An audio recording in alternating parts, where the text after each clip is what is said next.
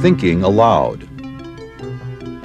Conversations on the leading edge of knowledge and discovery with psychologist Jeffrey Mishlove.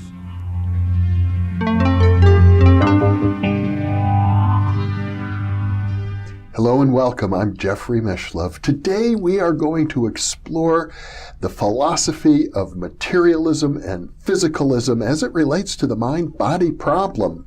Defending materialism will be Dr. Ed May, an experimental physicist who was the director of the U.S. government's Stargate program, the program of psychic spying, for over a decade. He is also the recipient of a Lifetime Career Award from the Parapsychology Association. In addition, he is the co-author of ESP Wars, East and West, and the co-author of Anomalous Cognition, Remote Viewing, Research and Theory, and the co-editor of a 2-volume set of academic papers titled Extrasensory Perception, Support, Skepticism, and Science. Welcome, Ed. Thank you, Jeffrey. Glad to be here. Very few people in the field of parapsychology are staunch defenders of materialism, and I have to tell you that I'm very glad that you are. Well, thank you. It's a tough road. I mean, these are very challenging questions. I don't think anybody has the actual answer, but I'm data-driven, and all I can do is tell you where the data drags me, and I mean that literally. I wish my materialist perspective eventually is proved incorrect, but right now I don't think so. Well, the big question for anybody assuming a metaphysical position, which materialism essentially is how would you test it? How would you falsify it? Most people would say, I think logical positivists in particular would say any metaphysical position is out of bounds because they're not falsifiable, not testable. Well, that's a good idea, but I've never met a physical I didn't like. So what would falsify that position? So we're really getting into it immediately. Yeah. I can only think of one. We all know about survival after bodily death research. Right. And even one of the main researchers in that field was Ian Stevenson. I think we both knew him personally. Yes. But even he said it posits what are called the super psi hypothesis. That are two competing explanations for the same observable. Yeah. I would falsify my position of materialism if I had evidence of survival that could not equally be explained by the super psi hypothesis. Oh, and I have a problem with that. Okay, good. And my problem is simply that I think even if we were to prove, and I do accept, or I'm inclined to accept, I can't say I absolutely accept, I'm inclined to accept reincarnation, I'm inclined to accept the data for life after death, but I believe even that could be explained within a materialistic framework, especially given all the new work that's coming out in string theory having to do with hyperspace. It may be that there are simply other spaces in which human survival and reincarnation may occur. Well, I'm not sure I understand any of that. Yeah. Because you've taken jargon of hyperspace, which is speculative. Yes. And you've taken other aspects of quantum mechanics and stir into a giant pot, and out comes reincarnation. That may be true. Yeah. Now, I have to tell you where my emotional view stands. I would love reincarnation to be true. Yeah. I want to come back as a seagull with bombardier experience, but that's a whole other issue. Yeah. The problem with distinguishing between super psi as an alternative for the data that otherwise points toward reincarnation or points to survival is that, yes, logically speaking, you can't distinguish between them any more than you can distinguish between precognition and psychokinesis as explanations for the micro-PK studies. Well, actually, in that case of micro-PK studies between decision augmentation information versus PK, you can distinguish it, actually. You can distinguish between those two. And you've done that? Yes, indeed. Maybe let's start there for a moment, because I'd like to know how. Okay, well, if you assume that it's PK, where the individual binary bits in a random generator are being coerced by PK to be different from what they'd otherwise be, there are direct consequences from that assumption. If you assume that that's not happening, there's a different set of consequences, and you can measure that experimentally, and we've done it, and I'm afraid the micro-PK hypothesis vanishes. I get that, but aren't the assumptions that you make regarding the consequences open to challenge? Oh, not at all. Because, in fact, I didn't invent them. It's just a standard issue in all of statistics that if something is proportional to, say, the number of binary bits in that experiment, and you take 4 times the number of bits than you had before, and if what you say is micro-PK across that period of time, you've got a z-score. You have to have an output statistic which is twice as large. It goes as the square root of the number of bits. And how would that differ from decision augmentation? What you do... decision augmentation is, for the benefit of our viewers, another way of conceptualizing precognition. That's right. You need precognition to make wise psi-mediated decisions that mimic PK. In other words, let's get to the experiment so our viewers really understand what we're talking about here. You've got a subject sitting in front of a machine. And presses a button. They press a button, and they're being told, if it's a PK task, to make, they're looking at a display screen, and random events, let's suppose they're causing dots on the screen to go either to the right or to the left. Fair enough. And they're being told, concentrate on this device and make those dots go in one direction or the other. Correct. That's the outcome. And that's the way task. Yeah, that's the task. Yeah. And what happens to make those dots go to the right or the left is that the actual device that from which they're making that appear on the screen are binary bits down inside of a quantum mechanical thing. Right. And so, for example, Bob John in his IEEE article said about 1 bit in 1,000 are coerced to be from what it would have been into a different value. That's, in fact, they call that micro PK for that very reason. Okay. In other words, that it's a psychokinetic influence that somebody is, through their mental intention, causing the output of a random event generator, quantum mechanical random event generator, which is supposed to be as purely random as is possible, to deviate from pure randomness. Ah, that's an interesting question. Does it? Yeah. When you look at the raw data, it does not.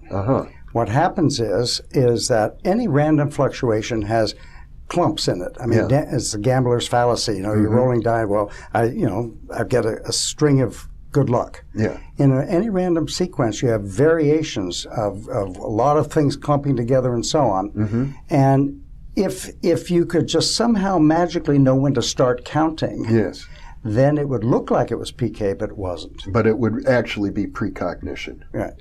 And you can actually test that. We don't need to get into all the arithmetic, but it's just overwhelming. That we analyzed all the remote viewing, the random number generator data from 1969 to 1984, and it is not even close. It's not even under discussion in favor of information, not causal. You seem to be suggesting that if it were psychokinesis, the magnitude should be higher. No.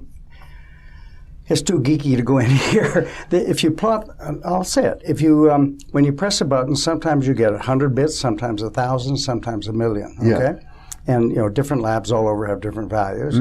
What we do is we take the outcome statistic and square it, because sometimes it's psi hitting and sometimes psi missing. And if it's PK, the z-squared should just rise. The larger the number of bits, the bigger the statistic. So you have a slope line when you fit the data. The line we fit has 0 to 4 decimal places. Okay. So the slope is a measure of the PK. The slope is 0 over all that data. And I mean really 0. Okay. 10 to the minus 6, actually. Okay, I think I'm getting a handle on it now. What you're saying is that if it were psychokinesis, the more individual trials there are, you would expect to see a larger statistical significance. You're working on each bit. Yeah. Now, maybe you're not. Maybe you get tired. Yeah. Well, maybe you do, but if it's based on decision augmentation, every time you press the button, no matter how many bits come through, is one trial. Yeah, in fact, I didn't make that observation. Someone else said, hey, if what you're claiming is true, how come all the z-scores are roughly the same, independent of how many bits you have? Yeah. Good point. Oh, okay. So now we started our discussion as a defense of materialism. Right. And what we're getting to, and I'm very glad to be enlightened about it further, is the important work you've done in decision augmentation theory as it applies to what used to be called micro-PK experiments, where you've shown this is really precognition. It really does seem to, yes. Oh, okay. And now you, as a materialist, are confronted with the conundrum of how are you going to explain precognition from a materialistic framework? No. We're not. You don't even have to bring in precognition. We're talking about survival. Yeah. Remember, I said that what would falsify my materialist position is to have a survival that cannot be explained by super psi. That's true, and I made the analogy. Yeah. and I really meant the analogy philosophically, and not so much. I didn't realize you had done such good work on the DAT theory. But let's go back to my other point now. Philosophically speaking, it seems to me that some phenomena may be interpreted both ways. Absolutely. It could be super psi, it could be survival. Right. I don't think that logically you can, I don't know how, let me put it this way, I don't know how yet, maybe someone will think of it, that you can rule out super psi as an explanation for all of the phenomenon that the reincarnation researchers and the survival researchers have come up with. I completely agree. And in fact, the paper we talked earlier about precognition being superior to all the other kinds of functions, one of the reasons I'm not sure, at least now, how I can close that super psi precognitive door. But let's get back to materialism versus dualism. Okay, first of all, let's define it. Yeah. Indian philosophy and other philosophies have posited for a long, long time, brilliantly so, that there's an aspect of consciousness which must be material. It must be non-material. Yes. And material, is that not the case? Well, no. Well, I'll get to that in a minute. All right. All the religious traditions need to have it be non-material, because when you die and we cook your brain in the oven, you still die and go to heaven. So some aspect of Jeffrey Mishlove will survive your death more than just in the remembrance of your descendants. Yeah. No, you actually will go to heaven or get reincarnated, depending upon your religious tradition. Yes. That's a necessary and rather beautiful, and I hope it's all true, view from religious philosophical perspectives. Yeah. There's another viewpoint, and that is even the most strident philosopher who holds for dualism, that mind is different than body, including Advaita Vedanta philosophy in India, said, well, wait a minute, there's certain aspects must be material, because they all say that, to quote Sir John Eccles, mind is the programmer and the computer is the brain. Yeah. So that implies an interaction between mind and the brain. And if mind is non-material, we have a problem. Yeah. Now here's the problem. Let's take something in physics that is pretty close to non-material, and there are some things, namely a neutrino. And why do I call it non-material, or close to it? You could take a bar of lead and ask, how long would that bar of lead, if I shoot my neutrinos in this end, before they hit something in this bar of lead, basically? That lead would have to be a light year long.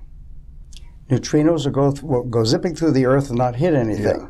So if consciousness were as non-material as a neutrino is in terms of interacting with matter, it would not interact with your brain, even though I know people that have lead for brains. So that's a problem for dualists. It's a terrible problem. Dualists haven't really resolved that. I think Descartes said, "Oh, it's the pineal gland." Yeah, right. Well, if external consciousness is interacting with my brain, It has to have it doesn't say all of it has to be material, but it has to have at least a material content. Somewhere there needs to be an interface. That's right. Yeah. That's a great way to think about it. And even Shankaracharya, when he came out with Advaita Vedanta, said, well, wait a minute, maybe it's not all idealism. We're creating the world out of consciousness. Mm-hmm. We need to have everyday stuff. This is, it's here. Yeah. Mm-hmm. Oh, okay, I get that. And that's a pretty neat idea. That's a real challenge. Yeah, and you can test that out. People have shot neutrinos through the Earth and tried to measure them, and you can measure them. Yeah. They're very hard to measure, but they are very non-material. Photons, you think, to have no mass, but boy, they interact with light, with material all the time. That light will not go through that piece of cloth. So that's a philosophical conundrum that the dualists have yet to solve. I think that's correct. Okay. Now, there are other viewpoints besides materialism, at least a materialism which claims that all matter is dead, inert, without consciousness. It's not the only form of monism. That's true. There are other forms of monism. There's panpsychism. Yeah, right. There's idealism. Yes. Which are both get around that problem of interactionism. Let's go after idealism here. Okay. The strict idealists, of which there aren't many, fortunately, say that we have created, consciousness comes before matter. Yes. We've created all this stuff out of our conscious awareness. Right. Well, everybody agrees that it can't be just human conscious awareness. Yeah. Why? Because there are galaxies out there that were out there long before our solar system came into events. Now you got a real problem, because people say, well, then everything is conscious. And once you start saying everything is conscious, we have a Poplarian problem on your hands. If everything is conscious, epistemologically, it is completely equivalent to saying nothing is conscious, because you have no basis of comparison of what you mean by consciousness. All you've done is created a bare assertion fallacy saying, everything's conscious, and we'll go from there. A bare assertion fallacy. Yes. Yeah. Want to know what that is? Well, it's a great term, and I would think, though, it applies equally to materialism. Of course it does. I did invent the term, so don't come at me. It is one of the many fallacies that are observed in theoretical philosophy. Yes. That is, you put the thing you're trying to understand as your premise. So here, if you think that consciousness is non-material, you start off as saying, consciousness is non-material, now let's discuss it. As opposed to say, I don't know whether consciousness is material or not, let's explore to see which way it is. That's the difference. Yeah. And many people hold that, and the other side of the world hold equally a problem the same way. I start off saying consciousness must have a material component, but I've got data on my side. The data on my side is you can shoot neutrinos through bars of lead and see how far they go. And neutrinos are very non-material. They're not zero non-material, but if consciousness were that non-material, it would not interact with the brain. So that's a piece of data. That is a piece of data. That's not a bare assertion fallacy. Right. Yeah. Now, I would love to know, speak to someone, maybe you interview people who are dualists, ask them, what would falsify your position? I told you what would falsify mine. You may agree with it or not, but at least that would be... Well, if I understand what you're saying, your position would be falsified if we could come up with convincing evidence for either reincarnation or life after death that would be so convincing that you'd be willing to let go of the super psi alternative. Absolutely. Well, let's take a look for a moment at the well-known case of the chess player from the dead. Yep. I think you really have to stretch super psi to include, in this case. Why do you have to stretch because super it involves not only information, but it involves the transmission of a skill, a learned skill, and the transmission of personality as well. So you have a personality coming through, you have information coming through about the lifetime of a deceased individual, and you have the personality, the style of chess play of that person. Can I pull the rug out from under you? Call that? Yes. That what there's still an answer book. With all that stuff being true, Yes. at the end of the day, they say, look at all these things you just told me. Mm-hmm. That is an event in the so-called medium who experienced all that, Yes. the chess player who did. Right. That's an event in his future that he could get from. Well, this person had no particular skill playing chess. Well, no. I'm not saying how he learned to play chess. Okay, I'll listen to you. The question, the issue is, how did the medium acquire the ability? It was an automatic writing medium in Switzerland who was able to play chess at the level of a chess master, Mm-hmm. and played against a grandmaster, Victor Yeah. Korchnoi. So, how did he acquire that ability? If a skill can be acquired through super psi, then the super psi hypothesis would hold. And our friend Stephen Browdy argues that we don't know enough about acquiring skills to be certain one way or the other. Well, I won't come at as much as he. It's an interesting, intriguing case, Yeah. and I'll look into it in detail, in which case you will falsify my position. Yeah. Okay. That's a fabulous answer. Very few people ever take a metaphysical position like that and say, here's what would falsify it. Well, what do you mean by falsify? If you can show me that Yeah. data, and I agree. I'm not sure I agree with Browdy on this. Mm-hmm. I don't know. I'm not aware in my knowledge of ESP where you can do precognition on a skill. Yeah. I mean, I could precognize running a 5-minute mile. No way am I going to be able to do that, no matter how psychic I am. So it's intriguing. Yeah, I think so. I think that logically, Browdy is probably correct in saying we can't absolutely rule out that a skill might be acquired through super psi. Well, what needs to be done before I will join the other side is we should do some interesting psi experiments to see whether that's in principle possible. Yeah. I don't think it's going to be. Yeah, I don't know. I think it's an open question, but it's one that deserves more investigation. But indeed, most of the precognition cases that are not skill mediated are easily explainable by super psi. I would agree. This is an interesting case. Thank you. Yeah, and it's not just the skill; it's the personality. Chess masters at that level play with a certain style that's unique to each one. Okay, but that's available for the only part of this thing that's really intriguing is the skill itself. All that other stuff is in principle available to a precognitive psychic. That's right, but when you add all three together, at least from an emotional, dramatic point of view, I think the super psi hypothesis feels to me like it's severely threatened by this kind of data. Yeah, it really is. I agree. Mm-hmm. So at the end of the day, then you're a materialist who's willing to consider other possibilities. To quote David Eagleman, I'm a possibilian. Uh-huh. And the probability has just been raised a bit. Thank you. Not quite above the threshold, but close. It's pretty interesting. And the question that you posed, which is a really good one, what possible experiments could falsify the dualist or the idealist or the panpsychist positions? Somebody who is a representative of those viewpoints ought to be challenged to come up the way you have. Well, I think the formal idealist perspective is easy to demonstrate that is simply not the case, because it requires that everything be conscious. Yeah. And as I said before, if everything is conscious, it's inseparable from nothing is conscious. Well, the great idealist philosopher was Bishop Berkeley, for whom the city of Berkeley, California, is named. And he maintained that everything exists in the mind of God, that everything we think of as physical is nothing more than a thought in God's mind.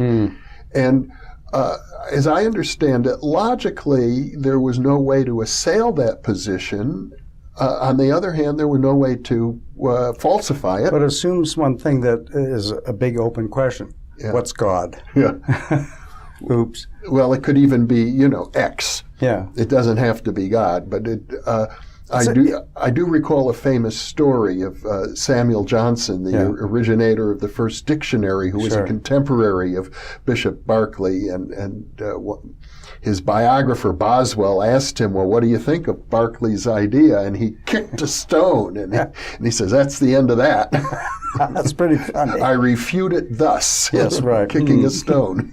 Well, the serious part of that is it gets at a version of intelligent design. Yeah. Because that must be part of that argument. Because if everything is just in the eyes of God, how we're going to define it, that's a super intelligence outside of us that doing all this for us. Yeah.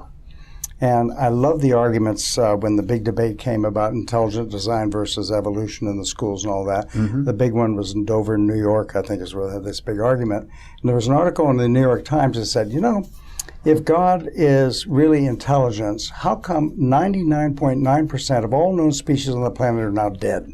For 5 billion years, he still hasn't gotten it right. Well, you might say God is a great experimenter. Well, or which makes my skin go, God moves in mysterious ways. Yeah. That's a sneaky way out of all this stuff. Well, there are all kinds of problems with bringing God into philosophy, since God is basically a theological concept, much more than a philosophical concept. Well, Stephen Hawking, I think, wrote, I don't know if it was a book or a paper recently, where he argues that God is not a necessary condition for creation. That gets everybody's undies in a bunch. Yeah. Well, philosophers have had a lot to say about God, a different God than the God of the Bible. Right. So there are many different nuances associated with the idea of God. But in any case, Ed, you've given a very eloquent defense of the materialist position, the strongest one that I can say I've ever heard. And the most honest as well in terms of bringing up the question of falsification. And on top of that, you enlightened me further about your important decision augmentation theory. So thank you. That was an extra benefit. I get goosebumps. I appreciate that. Unexpected. Yeah, it was unexpected, slightly off topic, but I think of it as the cherry on top of the ice cream cone. Thank you so much, Ed. My pleasure. And thank you for being with us.